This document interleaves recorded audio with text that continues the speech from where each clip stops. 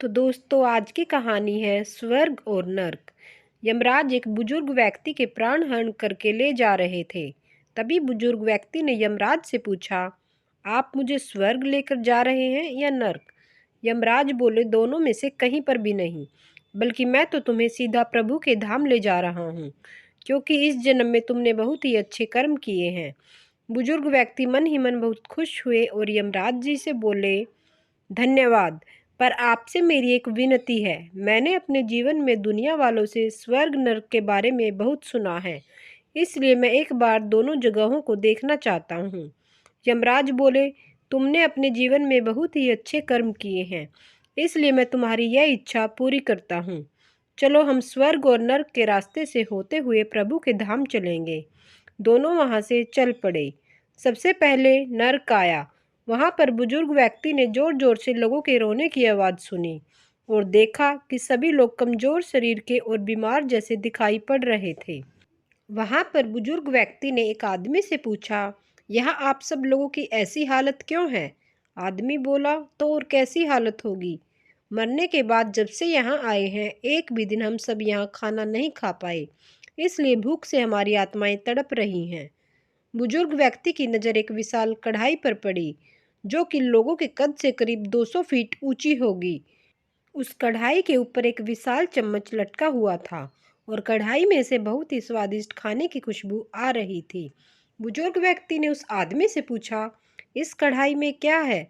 आदमी मायूस होकर बोला, ये कढ़ाई बहुत ही स्वादिष्ट हलवे से हर समय भरी रहती है। बुजुर्ग व्यक्ति ने हैरानी से पूछा, इसमें हलवा है तो आप लोग पेट भर कर ये हलवा क्यों नहीं खाते? ऐसी भूख से क्यों तड़प रहे हैं? आदमी रो रो कर बोलने लगा, कैसे खाएं? ये कढ़ाई 200 फीट ऊंची है, हम में से कोई भी उस कढ़ाई तक पहुंच नहीं पाता। यह सुन बुजुर्ग व्यक्ति को उन पर तरस आ गया। बुजुर्ग व्यक्ति सोचने लगे कि बेचारे हलवे की कढ़ाई होते हुए भी भूख से बेहाल है। शायद ईश्वर ने इन्हें यही दंड दिया होगा। अब यमराज बुजुर्ग व्यक्ति से बोले, चलो हमें देर हो रही है। दोनों वहां से चल पड़े। कुछ दूर चलने पर स्वर्ग आया। वहां पर बुजुर्ग व्यक्ति को सबके हंसने और खिलखिलाने की आवाज सुनाई दी। सब लोग बहुत खुश दिखाई दे रहे थे।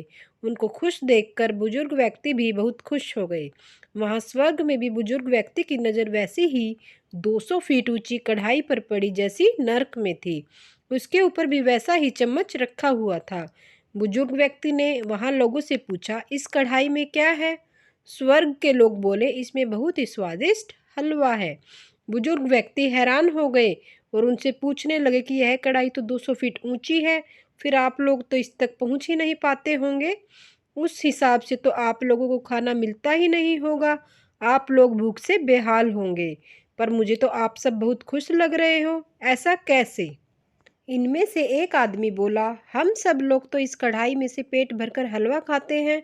बुजुर्ग व्यक्ति बोले, पर कैसे? कढ़ाई तो बहुत ऊंची है। वह आदमी बोला, तो क्या हो गया, कढ़ाई ऊंची है तो यहाँ पर कितने सारे पेड़ हैं। हमने इन पेड़ों की लकड़ी ली, उसको काटा और कटी हुई लकड़ियों को जोड़कर एक विशाल सीढ़ी का निर्माण किया।